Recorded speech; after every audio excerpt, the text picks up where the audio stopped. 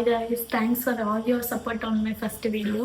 మీ support వల్ల ఇంకొక recipe చేద్దాం అనుకుంటున్నాను. ఈ రోజు అయితే పుదీనా రైస్ చేద్దాం అనుకుంటున్నాను. ఈ క్వాంటిటీకి తగ్గట్టు రైస్ని నానబెట్టుకోవాలి. రైస్ కుక్కర్లో పుదీనా పేస్ట్ ని రెడీ చేసుకోవాలి. పేస్ట్ ప్రిపేర్ చేసుకోవడానికి కాడలు తీసేసిన పుదీనా ఆకులు, 1 కప్పు కొత్తిమీర, 4-5 పచ్చిమిరకాయలు, కొంచెం అల్లం, పొట్టు తీసేసిన వెల్లుల్లిపాయలు, లవంగాలు, దాల్చిన చెక్క, 3 యాలకులు. పుదీనా పేస్ట్ ప్రిపేర్ చేసుకోవడానికి ఇలా పుదీనా ఆకుల్ని అన్ని స్పైసెస్ని మిక్సీలో వేసుకొని గ్రైండ్ చేసుకోవాలి. రైస్ అయితే ఈ విధంగా కుక్ అవ్వాలి. రైస్ని ప్రిపేర్ చేసుకోవడానికి బాండి పెట్టి నెయ్యి కానీ ఆయిల్ని కానీ వేసుకోవాలి.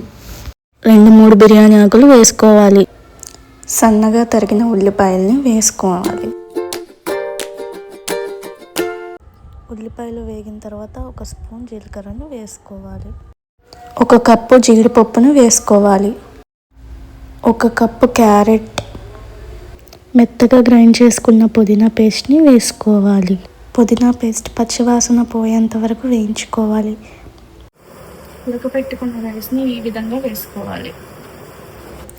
పుదీనా పేస్ట్, రైస్ 2 కలిసే విధంగా కలుపుకోవాలి. తగినంత ఉప్పును వేసుకోవాలి. 1 స్పూన్ ధనియాల పొడి. మన పుదీనా రైస్ కలర్ఫుల్గా ఉండడానికి పుదీనా ఆకులను వేసుకొని కలర్ఫుల్గా చేద్దాం. పెరుగు చట్నీని ప్రిపేర్ చేసుకోవడానికి చిక్కటి పెరుగు, 1 కప్పు ఉల్లిపాయలు, 1/2 కప్ పచ్చిమిర్చి, 1/2 కప్పు కొత్తిమీర, తగినంత ఉప్పును వేసుకోవాలి. మనం ప్రిపేర్ చేసుకున్న టేస్టీ పుదీనా రైస్ రెడీ.